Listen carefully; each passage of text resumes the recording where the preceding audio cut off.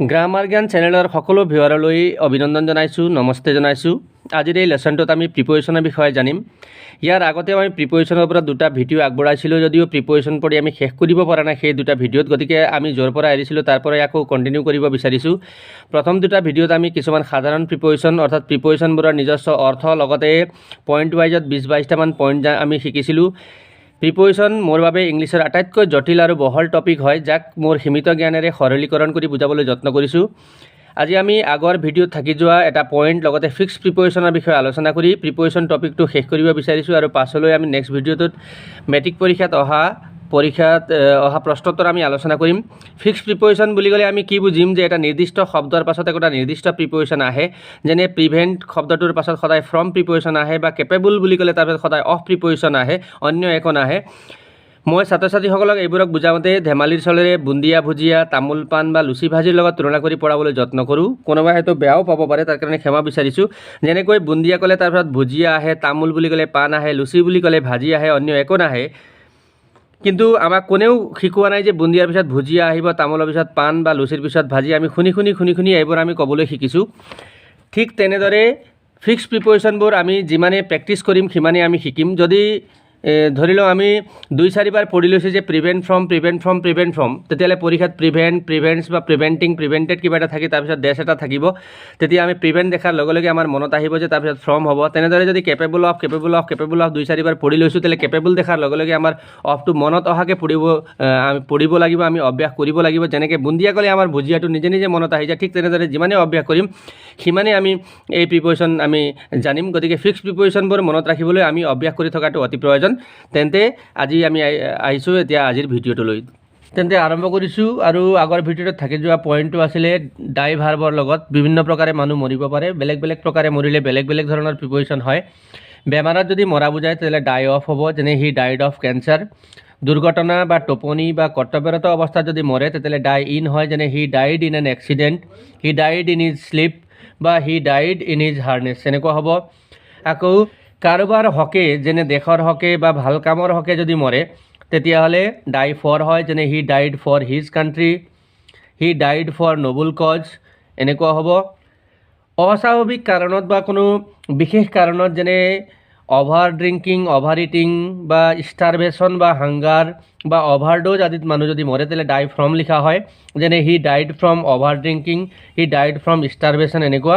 আৰু আত্মহত্যা কৰা যদি বুজায় তেতিয়াহ'লে ডাই বাই হয়, যেনে হি ডাইড বাই হেঙিং, তেওঁ শিৱজৰী লৈ মৰিছিল, বা he died by committing suicide, তেওঁ আত্মহত্যা কৰিছিল, এনেকুৱা হ'লে ডাই বাই হয়। তেন্তে এতিয়া আহিছোঁ ফিক্সড প্ৰিপ'জিশ্যনবোৰলৈ। ফিক্সড প্ৰিপ'জিশ্যনবোৰ আমি এফালৰ পৰা অৰ্থ সহকাৰে কৈ যাম, মাজে মাজে এটা দুটাৰ বাক্যও কৈ যাম। প্ৰথমটো হৈছে প্ৰিভেণ্ট ফ্ৰম, বাধা দিয়া, he prevented me from doing the work, এনেকুৱা বাক্য। প্ৰেজাইড অভাৰ বুলি ক'লে সভাপতিত্ব কৰা, the principal presided over the meeting. Insist on বুলি ক'লে জোৰ দিয়া, he insisted on my going there. Accuse of, convict of, charge with, তিনিটাৰে অৰ্থ একে, অভিযুক্ত কৰা। He was accused of stealing, he was convicted of stealing, he was charged with stealing, এনেকুৱা বাক্য হ'ব। ডিভইড অফ বুলি ক'লে বঞ্চিত, এপ্ৰুভ অফ বুলি ক'লে অনুমোদন জনোৱা। তেনেদৰে want of, wanting in, lack of, lacking in মানে অভাৱ ঘটা। লিচন টু বুলি ক'লে শুনা, he is listening to a radio', লিচনৰ পিছত সদায় টু প্ৰিপ'জিশ্যন বহে। তেনেদৰে ৰিলাই অন বা ডিপেণ্ড অন বুলি ক'লে ভৰসা কৰা, I can not rely on you বা ডিপেণ্ড অন ইউ, এনেকুৱা হ'ব। প্ৰেজেণ্ট ইন বুলি ক'লে উপস্থিত, প্ৰেজেণ্ট উইথ বুলি ক'লে উপহাৰ দিয়া অৰ্থ বুজায়, প্ৰেজেণ্ট ইন হ'লে উপস্থিত, প্ৰেজেণ্ট উইথ হ'লে উপহাৰ দিয়া। এবচেণ্ট ফ্ৰম বুলি ক'লে অনুপস্থিত, he was absent from school, he was present in school, এনেকুৱা হ'ব। এবষ্টেইন ফ্ৰম, ৰিফ্ৰেইন ফ্ৰম, এক্সেম্ট ফ্ৰম বুলি ক'লে বিৰত থকা, আঁতৰত ৰখা, এনেকুৱা অৰ্থ বুজায়। এভাইড বাই বুলি ক'লে পালন কৰা, হেংকাৰ আফটাৰ পাছে পাছে দৌৰা, হি হেংকাৰ্ছ আফটাৰ মানি। বিৱেৰ অফ মানে সাৱধান হোৱা, এৱেৰ অফ মানে জ্ঞাত। ইগন'ৰেণ্ট অফ বুলি ক'লে অজ্ঞাত, ইগন'ৰেণ্ট বানানটো ইয়াত ভুল হৈ আছে, RANT হ'ব লাগিছিল। প্ৰাউড অফ বুলি ক'লে গৌৰৱান্বিত, প্ৰাউডৰ পিছত টুও হয় যদি তাৰপিছত ভাৰ্ব থাকে। বোষ্ট অফ বুলি ক'লে অহংকাৰ কৰা, কেপেবল অফ বুলি ক'লে সমৰ্থ, he is capable of doing the work, এনেকুৱা হ'ব। ফণ্ড অফ বুলি ক'লে অনুৰক্ত, the cat is fond of milk, এনেকুৱা আমি ক'ম ভাল পোৱা অৰ্থ বুজায়। এফ্ৰেইড অফ বুলি ক'লে ভয় খোৱা, চিম্পেথি ফৰ সহানুভূতি থকা, চিম্পেথাইজ উইথ সহানুভূতিশীল হোৱা, চিম্পেথি ফৰ আৰু sympathize with I have sympathy for you I sympathize with you এনেকুৱা হ'ব পিটি ফৰ বুলি ক'লে দয়া লগা বা পুতৌ লগা অৰ্থ বুজায় ৰিপ্লাই টু বা এনচাৰ টু বুলি ক'লে উত্তৰ দিয়া বাউণ্ড ফৰ বুলি ক'লে যাত্ৰা কৰা the ship is bound for Kolkata এনেকুৱা বাক্য হ'ব কংগ্ৰেচুলেট অন বুলি ক'লে অভিনন্দন জনোৱা surprise at astonish at amaze at wonder at বুলি ক'লে আচৰিত হোৱা অভিভূত হোৱা এনেকুৱা অৰ্থ বুজায় কনফিডেণ্ট অফ বুলি ক'লে বিশ্বাসী এনভিয়াছ অফ জিয়েলাছ অফ বুলি ক'লে ঈৰ্ষা কৰা ডিভাইড ইনটু বুলি ক'লে ভাগ কৰা our class is divided into 3 sections এনেকুৱা হ'ব চিয়'ৰ অফ বুলি ক'লে নিশ্চিত কমপ্লাই উইথ মানি চলা এপইণ্ট টু বুলি ক'লে নিযুক্তি দিয়া পাৰ্ট উইথ বুলি ক'লে বিচ্ছেদ হোৱা বিয়াৰ উইথ সহ্য কৰা এপ্লাই ফৰ আবেদন কৰা I am going to apply for the post এনেকুৱা হ'ব ফ্ৰাউন এট বুলি ক'লে খং কৰা স্লাৰ অন মানে অপবাদ অন ডিউটি বুলি ক'লে কৰ্তব্যত থকা অন লিভ ছুটীত থকা প্লে অন বজোৱা প্লে বুলি ক'লে খেলা বুজায় কিন্তু প্লেৰ পিছত অন হ'লে বজোৱা বুজায় he is playing on a guitar এনেকুৱা হ'ব চুইটেবল ফৰ বা এলিজিবল ফৰ বুলি ক'লে উপযুক্ত ডেজায়াৰ ফৰ বুলি ক'লে হাবিয়াস বা ইচ্ছা ৰিজাইন ফ্ৰম মানে অব্যাহতি লোৱা কনচিয়াছ অফ বুলি ক'লে সচেতন ছেটিছফাই উইথ বা কণ্টেণ্ট উইথ বুলি ক'লে সন্তুষ্ট হোৱা এক্সেল ইন উন্নতি কৰা গিফটেড উইথ উপহাৰ দিয়া he is gifted with a sweet voice এনেকুৱা হ'ব এৰাইভ এট বুলি ক'লে কোনো ঠাইত উপস্থিত হোৱা পলাইট টু বুলি ক'লে কাৰোবাৰ প্ৰতি বিনম্ৰ হোৱা ৰেচপেক্ট ফৰ বা ৰিগাৰ্ড ফৰ বুলি ক'লে কাৰোবাৰ প্ৰতি শ্ৰদ্ধা বা সন্মান থকা অৰ্থ বুজায় ৰিচ ইন বুলি ক'লে চহকী Assam is rich in minerals compete with বুলি ক'লে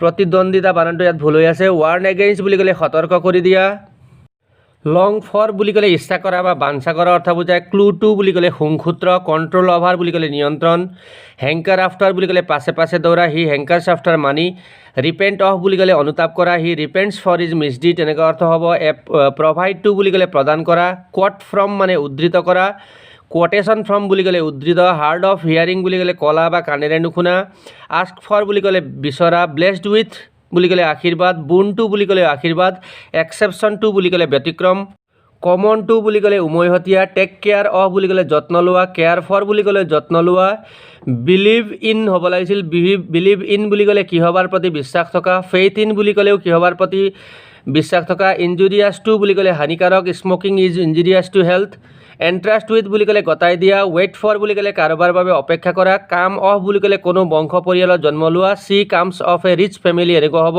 এবজৰ্ব ইন বুলি ক'লে নিমগ্ন কেৰি আউট পালন কৰা টেষ্ট বা ডিষ্টেষ্ট ফৰ বুলি ক'লে ৰুচি থকা বা নথকা ইনডেট টু বুলি ক'লে ধৰুৱা হোৱা ফেমিলিয়াৰ টু বুলি ক'লে পৰিচিত চিমিলাৰ টু বুলি ক'লে সদৃশ আণ্ডাৰ কনচিডাৰেশ্যন মানে বিবেচনাধীন টায়াৰ্ড অফ বুলি ক'লে ভাগৰি পৰা ইনডালজ ইন লিপ্ত হোৱা পইণ্ট আউট আঙুলিয়াই দিয়া ৰিকভাৰ ফ্ৰম সকাহ পোৱা চলুশ্যন টু সমাধান money is not the solution to every problem এনেকুৱা হ'ব বাই ৱাচ বুলি ক'লে ঘড়ীৰ সময় বা ঘড়ীত অৰ্থ বুজায় তোমাৰ ঘড়ীত কেইটা বাজিছে বুলি ক'লে what is the time by your watch by name বুলি ক'লে নামেৰে কাৰোবাক যদি আমি নামেৰে মাতো I called him by his name এনেকুৱা হ'ব এটিটিউড ফৰ বুলি ক'লে ৰাপ থকা গ্ৰিডি ফৰ বুলি ক'লে কিহবাৰ প্ৰতি লোভ কৰা চৰি ফৰ দুখিত একুইণ্টেড উইথ বুলি ক'লে পৰিচিত এডিয়াৰ টু লাগি থকা এডজাচেণ্ট টু কাষত এডভাৰ্চ টু প্ৰতিকূল হোৱা এলিয়েনেট ফ্ৰম বুলি ক'লে বিচ্ছিন্ন হোৱা এপিল টু আহ্বান জনোৱা এজেম অফ লাজ পোৱা এটাচ টু লাগি থকা কমেণ্ট অন মন্তব্য কৰা কিয়'ৰ অফ আৰোগ্য হোৱা ডিবাৰ ফ্ৰম বাধা দিয়া ডেডিকেট টু বুলি ক'লে উচৰ্গা কৰা ডেজাইৰাছ অফ ইচ্ছুক এংগেজ ইন বুলি ক'লে নিযুক্ত হোৱা এনকুৱেৰ অফ বুলি ক'লে অনুসন্ধান কৰা ইকুৱেল টু সমান ফিড অন বুলি ক'লে খাই জীয়াই থকা the cow feeds on grass এনেকুৱা হ'ব ফ্ৰী ফ্ৰম বুলি ক'লে মুক্ত ষ্টেয়াৰ এট বা গেজ এট বুলি ক'লে লাগি চোৱা গ্ৰেটফুল টু কাৰোবাৰ প্ৰতি কৃতজ্ঞ হোৱা গ্ৰেটফুল ফৰ কিবা কাৰণত কৃতজ্ঞ হোৱা গিল্টি অফ বুলি ক'লে দোষী হাইণ্ডাৰ ফ্ৰম বাধা দিয়া ইম্প'জ অন বুলি ক'লে আৰোপ কৰা ইনডিছপেঞ্চিবল টু বুলি ক'লে অপৰিহাৰ্য নিড অফ বুলি ক'লে প্ৰয়োজন লাভ এট ইটিকিং কৰি অহা দে লাভড এট আছ এনেকুৱা হ'ব অবজেকশ্যন টু আপত্তি চেঞ্চিবল অফ সচেতন স্পীক টু বা টক টু হ'লে কথা পতা অৰ্থ বুজায় ছাবস্ক্ৰাইব টু বুলি ক'লে অৰিহণা যোগোৱা বা বৰঙণি দিয়া অৰ্থ বুজায় ছাকচিড ইন মানে কৃতকাৰ্য হোৱা থিংক অফ ভবা আৰু ইল টু বুলি ক'লে বশ্যতা স্বীকাৰ কৰা গতিকে প্ৰিয় ছাত্ৰ ছাত্ৰীসকল এয়া আছিলে প্ৰিপেৰেশ্যনৰ থাৰ্ড পাৰ্টৰ ভিডিঅ' আশা কৰোঁ তোমালোকে বুজি পাইছা নেক্সট ভিডিঅ'ত আমি HLC পৰীক্ষাবোৰত যিমানবোৰ প্ৰিপেৰেশ্যনৰ প্ৰশ্ন আহিছে 1998 চনৰ পৰা আমি গোটেইখিনি আলোচনা কৰিম। আজিলৈ সামৰিছোঁ, ধন্যবাদ।